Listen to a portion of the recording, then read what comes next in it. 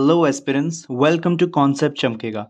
आज मैं one shot series का नेक्स्ट सेशन लेके आया हूँ, जिसमें हम बात करेंगे क्लास 10th के फर्स्ट चैप्टर, जो कि है हमारा केमिकल रिएक्शन एंड इक्वेशन।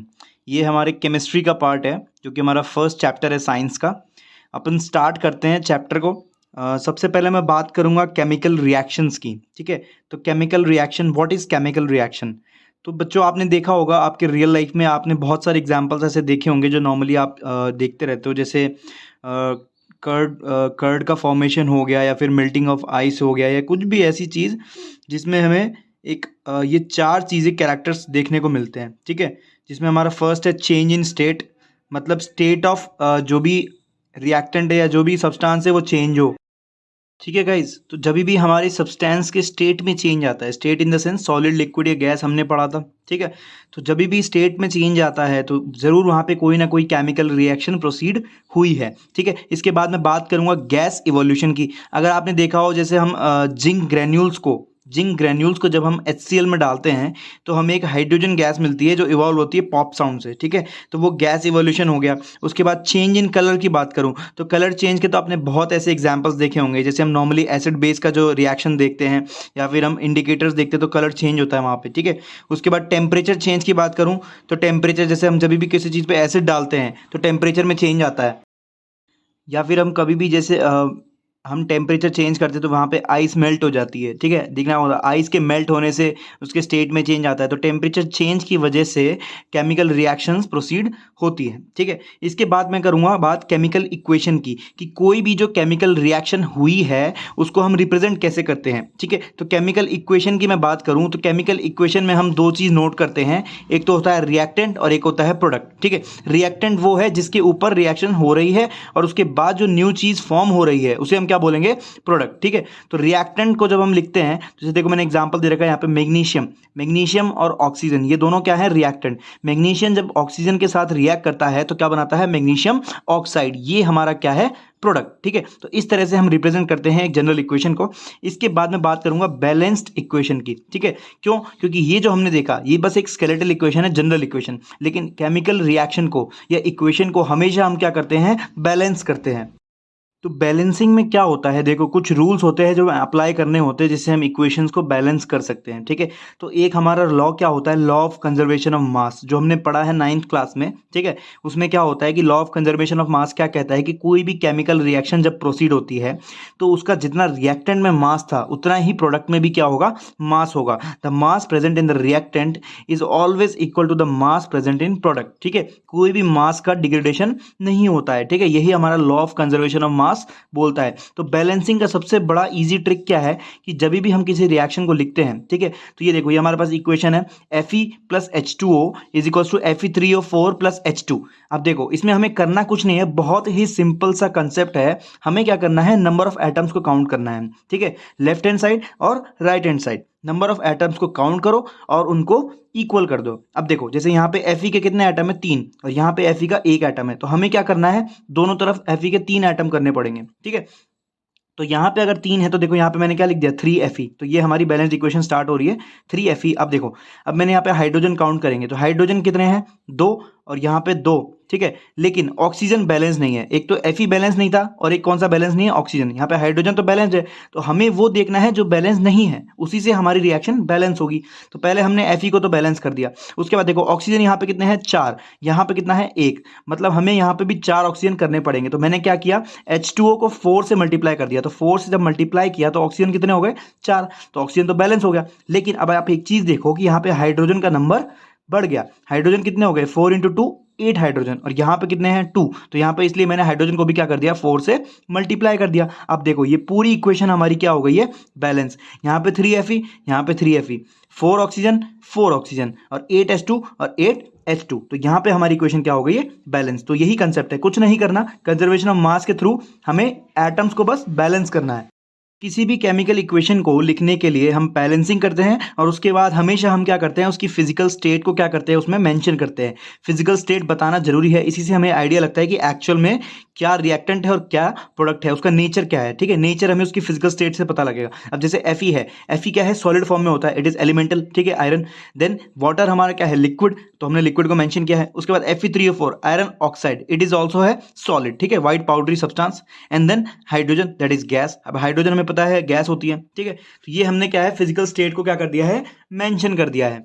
इसके बाद हम आगे बढ़ेंगे, हम क्या देखेंगे, टाइप्स ऑफ रिएक्शंस, ठीक है। इस चैप्टर में हम टाइप्स ऑफ रिएक्शंस देखेंगे, जो चार टाइप की हमारी रिएक्शन है टोटल। इसमें पहली हमारी क्या है, कॉम्बिनेशन रिएक्शन। क्या है, कॉम्बिनेशन रिएक्शन, ठीक है। तो कॉम्बिनेशन रिएक्शन देखो क्या होती है।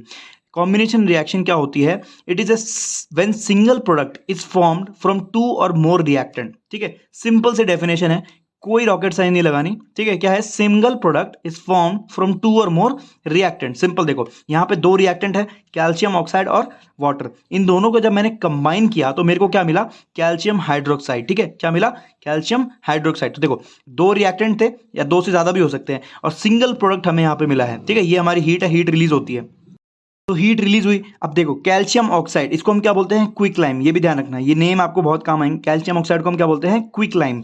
और कैल्शियम हाइड्रोक्साइड को हम क्या बोलते हैं, स्लेग लाइम। क्या बोलते हैं, स्लेग लाइम, ठीक है। जब भी कैल्शियम ऑक्साइड में हम पानी मिलाते हैं, तो ये हमारा क्या है, कॉम्बिनेशन हुआ है, दो रिएक्टेंट का कॉम्बिनेशन मिलकर एक प्रोडक्ट बना है, ठीक है। उसका देखो, कैल्शियम हाइड्रोक्साइड को जब हम CO2 से रिएक्ट कराते हैं, CO2 गैस पास कराते हैं, तो हमें क्या मिलता है, कैल्शियम कार्बोनेट। क्या मिलता है, कैल्शियम कार्बोनेट, ठीक है। और वाटर क्या होता है, रिलीज। तो ये जो रिएक्शन है, ये इंपॉर्टेंट इसलिए मैंने इसलिए लिखा है क्योंकि ये एग्जाम में पूछ देते हैं।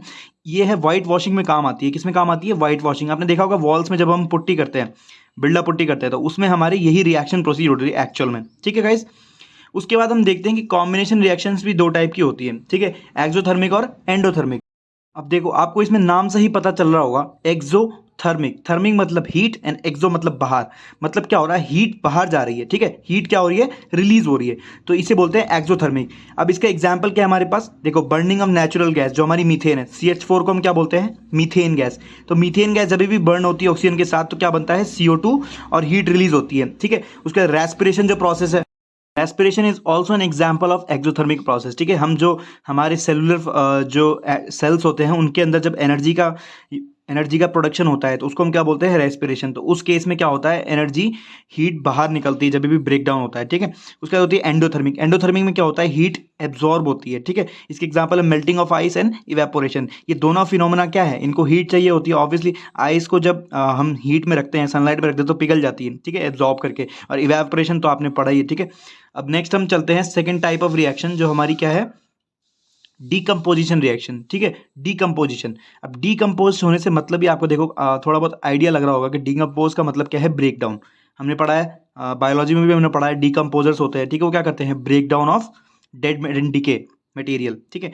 तो डीकम्पोजिशन क्या है, basically break down of single reactant into simpler products, ठीक है। जब भी जो कॉम्प्लेक्स रिएक्टेंट्स है, उनको जब हम सिंपलर फॉर्म में कन्वर्ट करते हैं, तो उस रिएक्शन को हम क्या बोलते हैं, डीकम्पोजिशन। इसका एग्जांपल देखो, यहाँ पे मैंने लिख रखा है, FeSO4 को जब हम हीट करते हैं, तो हमें पता है Fe2O3, SO2 एंड SO3। देखो, एक रिएक्टेंट था और तीन प्रोडक्ट बने, एक रिएक्टेंट था और तीन प्रोडक्ट बने, तो इसे हम क्या बोलते हैं, डीकम्पोजिशन, ठीक है। उसका लाइमस्टोन, जो कैल्शियम कार्बोनेट है, अभी हमने पहले पढ़ा था, जो व्हाइट वॉशिंग हो रही थी, तो कैल्शियम कार्बोनेट को हम क्या बोलते हैं, लाइमस्टोन। अब लाइमस्टोन को जब हम हीट करते हैं, तो हमें क्या मिलता है, कैल्शियम ऑक्साइड, जो कि क्विक लाइम है, और CO2 गैस रिलीज होती है। तो यहाँ पे देखो, डीकम्पोजिशन हुआ, कैल्शियम कार्बोनेट डिकम्पोज होकर क्या बना है, quick lime and CO2 gas, ठीक है। ऐसे ही इसका अनदर एग्जाम्पल है सिल्वर क्लोराइड और सिल्वर ब्रोमाइड का एग्जांपल, जो कि बहुत ही इंपॉर्टेंट रिएक्शन है, क्योंकि ये हमारी फोटोग्राफी में काम आती है। किस में काम आती है, ब्लैक एंड व्हाइट फोटोग्राफी में, जो आपने फिल्म्स देखी होगी। तो इसमें क्या होता है, देखो, AgCl है, AgCl को जब हम सनलाइट की प्रेजेंस में हीट करते हैं, ठीक है, तो AgCl क्या होता है, ब्रेक हो जाता है सिल्वर और क्लोरीन गैस में, और व्हाइट से क्या कन्वर्ट हो जाता है, ग्रे कलर में। व्हाइट कलर का होता है, ग्रे कलर में कन्वर्ट हो जाता है। तो इसे हम क्या बोलते हैं, डीकम्पोजिशन रिएक्शन, ठीक है। ये इंपॉर्टेंट है, ये ध्यान रखिएगा, ये क्वेश्चन पूछा जा सकता है। इसके बाद हमारा नेक्स्ट है reaction displacement reaction. Displacement reaction की बहुत ही ईजी सा कंसेप्ट है, ठीक है, और इसको हम आसानी से समझ सकते हैं। कुछ नहीं है, देखो, हमें क्या पता करना होता है कि हाई रिएक्टिव मेटल और लो रिएक्टिव मेटल। यहाँ पे मैं आपको एक्टिविटी सीरीज PDF में दिखा दूंगा, ठीक है, PDF फॉर्म में आपको मिल जाएगी।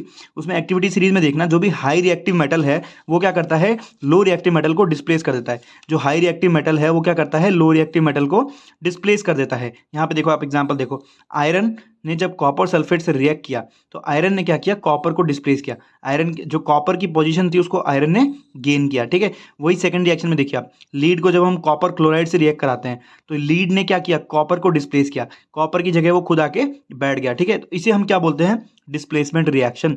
मतलब क्या हो रहा है, जो हाई रिएक्टिव मेटल है वो लो रिएक्टिव मेटल को क्या कर दे रहा है, उसकी जगह से डिस्प्लेस, और खुद आके क्या कर जा रहा है, बाइंड कर जा रहा है सल्फेट आयन से। तो इसकी जो ये आपको आइडिया कैसे लगेगा, ये जब आप रिएक्टिविटी सीरीज देखेंगे, जो एक एक्टिविटी सीरीज है वो मैं आपको पीडीएफ में अपलोड कर दूंगा, उसमें आप देख लेना कि कौन सा मेटल हाई रिएक्टिव होता है, कौन सा लो रिएक्टिव है, और इसकी एक मैं शॉर्ट ट्रिक भी बना दूंगा, ठीक है, जो आप चैनल पे देख लीजिएगा।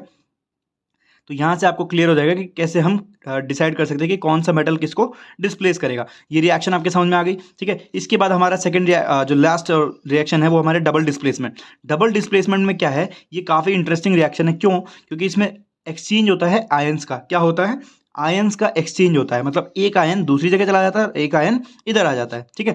और सेकंड थिंग, ऐसी रिएक्शंस में क्या होता है, नॉर्मली एक इनसॉल्युबल सब्सटेंस मिलता है हमें रिएक्शन में, जिसको हम क्या बोलते हैं, प्रेसिपिटेट। क्या मिलता है? प्रेसिपिटेट। और इस रिएक्शन को हम क्या बोलते हैं, प्रेसिपिटेशन रिएक्शन।